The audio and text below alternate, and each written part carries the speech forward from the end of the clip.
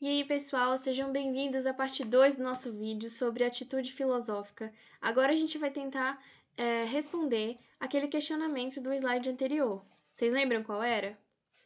A gente estava tentando entender como que a gente vai colocar essa atitude filosófica, sobre o que a gente vai refletir e sobre o que a gente vai questionar. Nós vimos que o objeto de interesse aí do nosso questionamento, ele deve ser o conhecimento superficial, também conhecido como senso comum.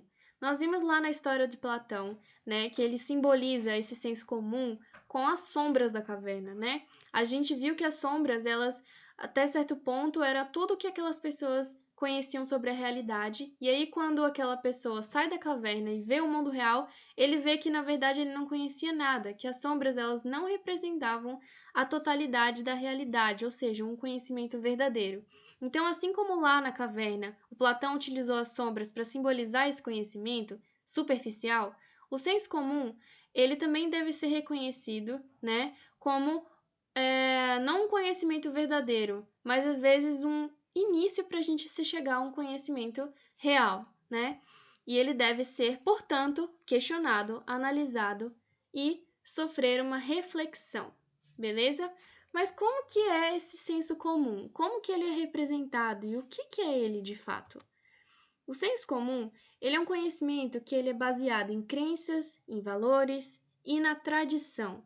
É um conhecimento passado de geração em geração e é tido por determinada cultura como uma verdade, como um conhecimento verdadeiro, né? As pessoas elas aceitam aquele conhecimento, elas passam para frente e elas realmente acreditam, muitas vezes sem nem questionar se tem alguma representação lógica ou se pode ser comprovado cientificamente. Então as pessoas acreditam sem nem mesmo questionar. Então é um conhecimento superficial, ok?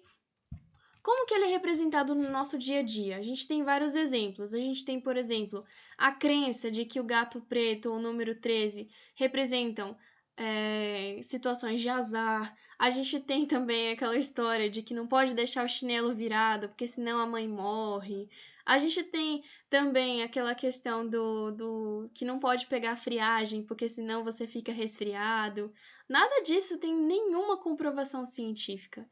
Mas ainda assim, mesmo não tendo uma lógica nem comprovação científica, são passados como conhecimentos verdadeiros. Até hoje, tem muita gente que fala que são verdadeiros, que fala para o filho, que fala para a avó, que continua levando esse conhecimento para frente sem nem questionar. Então, são exemplos de senso comum. Outra coisa, eu coloquei aí um exemplo de senso comum, o racismo, porque, parando para pensar, o início do racismo foi baseado. O início do racismo, não. O racismo é baseado no senso comum. Porque pensa só, desde sempre a gente tem essa ideia, né, lá de muito tempo atrás, de que o negro é inferior ao branco. Mas se a gente parar para pensar, não tem nenhuma lógica esse tipo de pensamento. Não tem nenhuma comprovação científica de que isso possa ser remotamente verdadeiro. Então, o racismo, assim como a questão dos ideais nazistas, a questão de falar que a mulher é mais frágil que o homem, ou falar que todos os muçulmanos são terroristas, ou falar que os asiáticos são bons de fazer conta, tudo isso é senso comum. Não tem nenhuma lógica, nenhuma comprovação verdadeira e nenhum embasamento científico para se afirmar isso. Não são conhecimentos verdadeiros. São tudo conhecimentos baseados no senso comum. Deu para entender agora? Vamos lá. Seguinte então, professora. Senso comum, então, é uma coisa que a gente deve fugir, é uma coisa ruim, eu tenho que parar de desvirar o chinelo para para minha mãe não morrer. Olha, o senso comum, ele deve ser encarado como um trampolim para o conhecimento, assim como na imagem que eu coloquei para vocês aí. Ele deve ser usado para a gente chegar no conhecimento verdadeiro, ou seja, é a partir do senso comum, a gente questionando todas essas coisas que as pessoas falam que é verdade, sem nem pensar antes, é pensando antes que a gente chega no conhecimento verdadeiro. Então, o senso comum, ele deve ser o ponto de partida para a gente começar a entender verdadeiramente as coisas, entenderam? É assim que a gente deve encarar ele. Aqui eu botei uma frase para vocês. Ela vai ser muito importante para a atividade, então presta bastante atenção.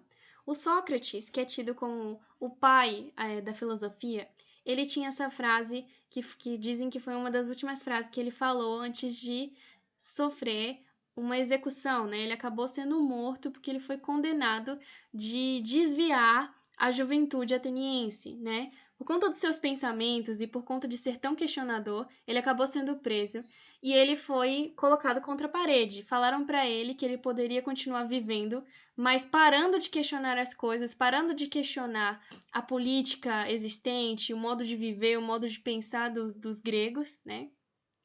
Ou ele poderia, né, morrer e por conta de defender essa questão de questionar as coisas.